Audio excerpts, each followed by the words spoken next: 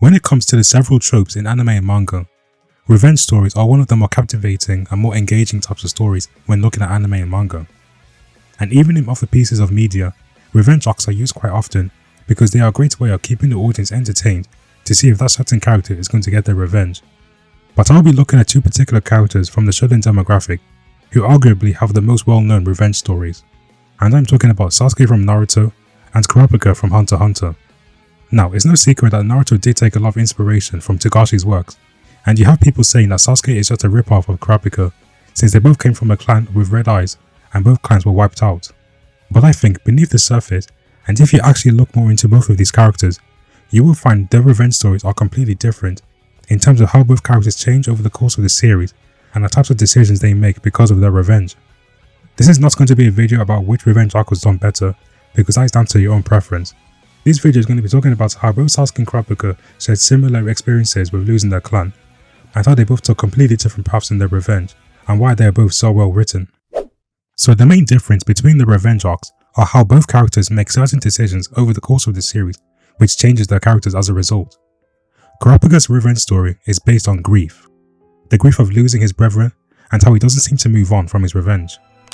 When we are first introduced to Kurapika, he stated that he wanted to become a hunter in order to track down the Phantom Troop who massacred his entire clan, and more importantly, to retrieve the Scarlet Eyes that were taken from his clan.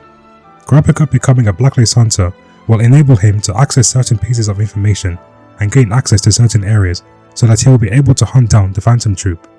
That is his purpose as a hunter, and that is what drives him to complete the hunter exam. We see more of this determination when he starts to learn Nen, and since he is a conjurer, he can conjure any type of weapon he wants with its own set of abilities. And the type of weapon he conjures up are chains, which is fitting for not only his character, but his actions towards the Phantom Troop. It fits his actual revenge because he feels that there are people in the world that deserve to be chained down to hell, which is in reference to when he finds the Phantom Troop. And the chains also fit Kurapika's character, because seeing him go on this path of revenge, him solely focusing on finding the Phantom Troop and retrieving the Scarlet Eyes, shows that Kurapika has not moved on from his past, and is actually chained to his past. And because he only views the Phantom Troop as his enemy, he was able to set conditions on his Nen chains to help him take down the Phantom Troop, because if he uses it on any other enemy, he will die. This is telling the audience that Kurapika's sole purpose as the last remaining survivor of the Kurta clan is to punish the Phantom Troop. It is not as simple as wanting to kill the Phantom Troop for what they did.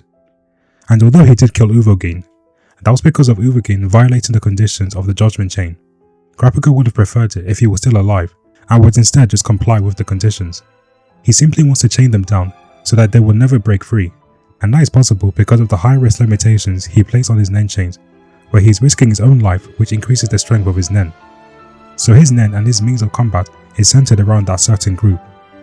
In addition to learning to use Nen, whenever Kurapika activates his Scarlet Eyes, he becomes a specialist who can perform all 6 categories of Hatsu with 100% efficiency. The same eyes that started Kurapika on his journey as a hunter is also being used as a tool for his revenge. But the downside is that he will lose hours of his lifespan whenever he uses his Scarlet Eyes, showing that Kurapika's path of revenge is destroying him from the inside slowly. But again, he doesn't care because he has made it his purpose to chain down the Phantom Troop. He feels that he alone deserves to do it. When Kurapika saw the fake corpses of Corolla and other members of the Phantom Troop, you would think that he would be happy with his initial reaction, but instead, it was more of a face of defeat. He spent all this time to become a hunter and heavily restricted the usage of his Nen, only for him to find out that the leader was now killed. And because of that, Kurapika felt empty inside and was starting to lose purpose. But Gon reminded him about how he still needs to collect the Scarlet Eyes. But then notice how as soon as Kurapika found out that the corpses were fake, Kurapika immediately wanted to find them, and this time he received the help of Gon, Killua and Leorio, his closest friends. Then after he placed Corolla on his Judgment Chain, preventing him from using his Nen, even after stopping the lead of the troop, he didn't just try to track down the rest of the troop and try to kill them. He just instead carried on and searching for the last of the Scarlet Eyes. Because looking for the Scarlet Eyes is actually his most important goal when he became a hunter. And that is the grief in Kurapika's revenge. He cannot let go of the past because the Phantom Troop not only took away his family and fellow Kurta members, but they took away his culture and his identity just so that they can sell the Scarlet Eyes for a high amount of money. The Kurta clan were always discriminated against for their eye color, and that is what led to their demise. And that is why Kurapika is so obsessed with trying to retrieve the Scarlet Eyes, more so than even punishing the Phantom Troop. because if Kurapika collects all the remaining eyes from his clan, then his clan's history and their identity will be preserved. As the last sole survivor, Kurapika has made it his purpose to be the one who will preserve his clan's history. This explains his absence in later arcs after Yoknu City, like the Chimera Ants and the Chairman Election arcs for example, because he has continued to search for the Scarlet Eyes to the point where he wouldn't even contact his friends anymore, even when Gon was in need of intensive care after the event of the Chimera Ant arc. And even now, in the voyage to the Dark Continent, the whole reason why he even decided to travel to the Dark Continent was because he heard that one of the 14 princes has a collection of the Scarlet Eyes, and Prince Ragnik seems to have the last of the Scarlet Eyes, because Kurapika says that after taking the last of the Scarlet Eyes, his journey can finally begin. And this journey that Kurapika is talking about is his exploration of the outside world that he planned with his childhood friend Pyro. But because the Phantom Troop slaughtered his clan, he prioritized the punishment of the Phantom Troop and the collection of the Scarlet Eyes. But even after he collects the eyes, he feels there is nothing left for him. His childhood friend is gone, his family is gone, his home is no longer there, and he doesn't really contact Gon and Killua anymore. So even though Hunter x Hunter hasn't finished, what we have seen from Kurapika's revenge story is that because he hasn't moved on from his grief of losing his clan and desperately trying to preserve his clan's history and identity, even after achieving his goals, he knows that none of it will make him happy. None of it will bring his clan back to him. Moving on to Sasuke's journey of revenge, hatred is the main word to describe his revenge. Although Kurapika has hatred for the Phantom Troop, Sasuke's hatred was something that runs deeper, and it changes his very character for the rest of the series. Sasuke's goal of revenge started since the beginning of the Naruto series, where he says that his goal was to kill Itachi for killing his entire clan. This is what gave Sasuke his purpose, and is his main drive for being a ninja, so that he can become strong enough to kill Itachi. That is what makes him and Kurapika similar. They both have made it their lifelong purpose to enact their revenge and will go to many lengths like self-destruction to reach their goals. But Sasuke's situation was vastly different, making his revenge completely different as a result. His revenge revolved around his older brother Itachi, who was a member of that clan, and would always try to train with him whenever he had the time. So for Sasuke to find out that his own brother killed his entire clan, not only did Sasuke feel betrayed, but he felt anger and sadness from the fact that his own brother, who was the prodigy child of the clan, was slaughtered the Uchiha clan. And even when the clan got destroyed, Itachi still spared Sasuke's life and told him to grow and build enough hatred to eventually kill him. So Sasuke felt that he was chosen to be the one who will avenge his clan and become the hero of the Leaf Village, who took down the one who slaughtered the Uchiha clan. And at that point, Itachi didn't even tell Sasuke the truth about why he killed the clan. So Sasuke's path of revenge for pretty much half of the series was based on a lie, and this comes to be very important later on. With Itachi as his main goal, Sasuke was even going as far as to use the curse mark that Orochimaru gave him to gain more power. Sasuke didn't care about where or who he receives the power from. As long as he gets his revenge, he will be fulfilled. But once Sasuke finally meets Itachi again after several years, he gets humiliated in his fights against him, and then Itachi proceeds to place him under a genjutsu, where he had to relive those painful memories over and over again. And it's because of his loss against Itachi, where Sasuke begins to snap and has a fight with his best friend, who he felt was catching up to him too quickly. This never happened with Kurapika. He never lost a fight or became so humiliated by any of the Phantom Troop to where his hatred got amplified and taken it out on his closest friends. Even before his fight against Itachi, he lost to Gaara, a character filled with hatred just like Sasuke, and Gaara was asking him if that was the extent of his existence. So to lose two fights back to back, and on top of being put under a torturous genjutsu, there was way too much mental trauma and damage that affected Sasuke at a young age.